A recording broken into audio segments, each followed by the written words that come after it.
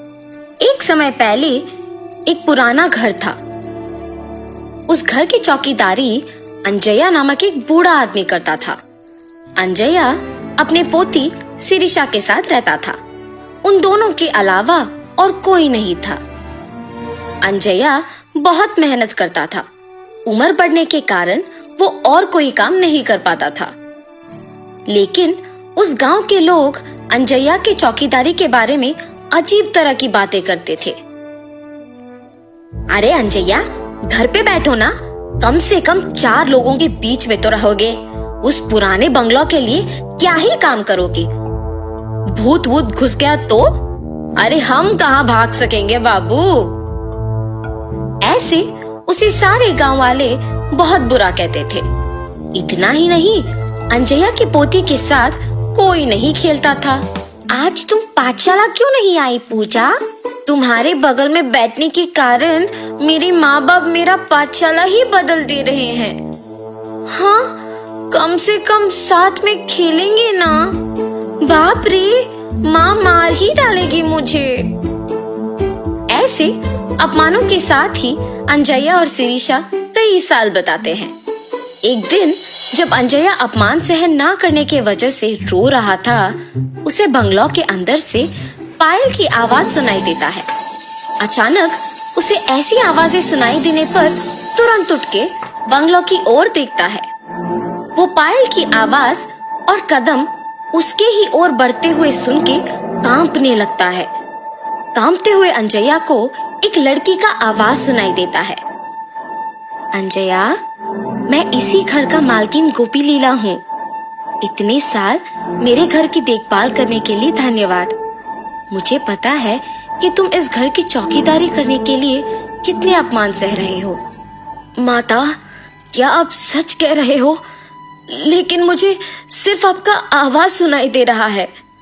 आप दिख नहीं रहे हो। आप क्या भूत हैं? क्या आप मुझे मार देंगे? अंजया, नीचे तो देखो। ऐसे उस आत्मा के कहने पर जब वो नीचे देखता है तो सिर्फ उनके पैर दिखते हैं। वो पैर दिखने में बहुत ही सुंदर थे और पायल से सजे हुए थे, मगर सिर्फ उनके पैर दिखने के कारण अंजया दंग रह जाता है। डरो मत, मैं तुम्हें कुछ नहीं करूंगी। अच्छे लोगों को अच्छा करूंगी और बुरे वालों को सबक सिखाऊंगी। तुम दुखी हो, इसलिए तुम्हारी मदद करने आई हूँ।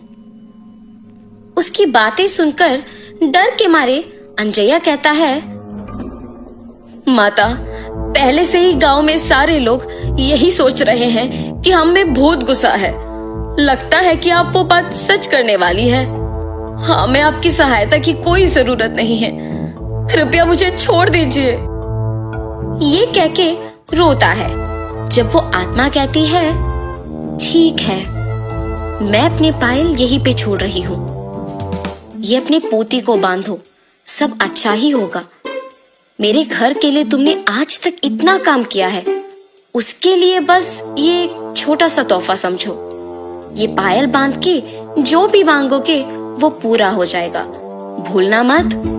अपने पोती के साथ अब से खुश रहोगे। अब से यहाँ आके काम करने की जरूरत नहीं पड़ेगी तुम्हें। ऐसे उन पायल को वहां छोड़ के गायब हो जाती है।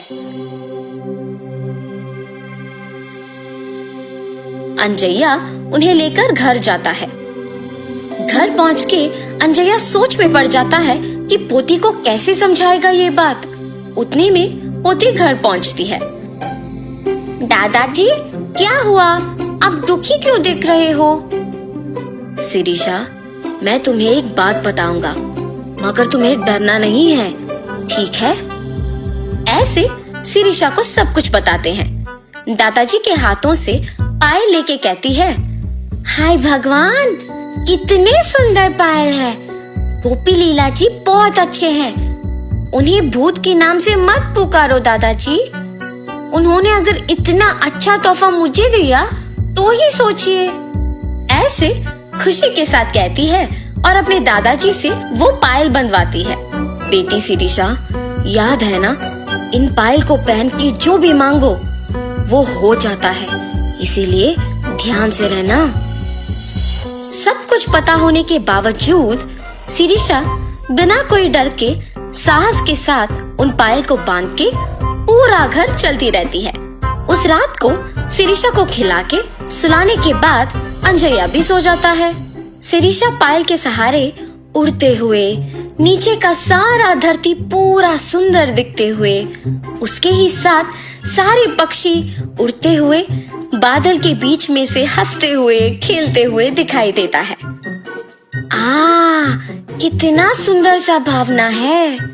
ऐसे सोचती ही है कि उतने में उसे गोपी लीला उसके ही जैसे पायल बांध के घर में दौड़ना दिख जाता है।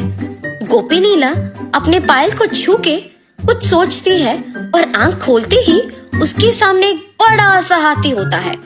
उस पे बैठ के उसके साथ कुछ बच्चों को भी बिठा के सैर करती है। शिरीषा इस सब का यकीन नहीं कर पाती है। अचानक जाग उठती है। ये सब मेरा सपना था। हाँ माँ, सच मान के डर गई। शिरीषा की बातें सुन के अंजया भी उठता है और तब जान पाता है कि क्या हुआ। ये सच है बेटी, वो पायल वाकई ही शक्तिशाली है। हमारे जीवन को बदलने के लिए, इतने साल के हमारे काम के लिए कृतज्ञ होके गोपी लीला जी ने इसे तोहफा के रूप में हमें दिया। अब ये तुम्हारे हाथों में है। तुम्हें जो मांगना है मांगो, लेकिन बुरा नाम मत लाना बस। अब सो जाओ बेटी, बहुत देर हो रहा है। अपने दादू के बताए बातों को ध्यान में रख के सो जाती है। अगले दिन पूरा गांव अकेले घूम के घर आती है। दादाजी, मेरा एक विचार है, क्यों ना हम इन पायल का उपयोग करके गांव के सारे मुश्किलों को दूर करें। तब हमारा गांव भी विकास पाएगा और उसी के साथ हमारा नाम भी। तब हम चारों में इज्जत से जी पाएंगे। ऐसे एक विचार के साथ शिरीषा उन पायल का उपयोग करना शुरू करती है। जैसे जैसे साल बीते वैसे वैसे वो उस गांव को एक शहर बना पाती है। एक समय में गांव का भला बुरा गोपी लीला ही देखती थी, मगर उनके चलने के बाद उन्हीं के दिए हुए पायल के सहारे शिरीषा उनकी आत्मा को शांति दिलाने के लिए उनके सारी ख्वाहिशों को पूरा करती है। इतना ही नहीं, अंजया के परिवार की सारी मुसीबतों को दूर करके शिरीषा के वचन के अनुसार ही सभी के समान जीते हैं।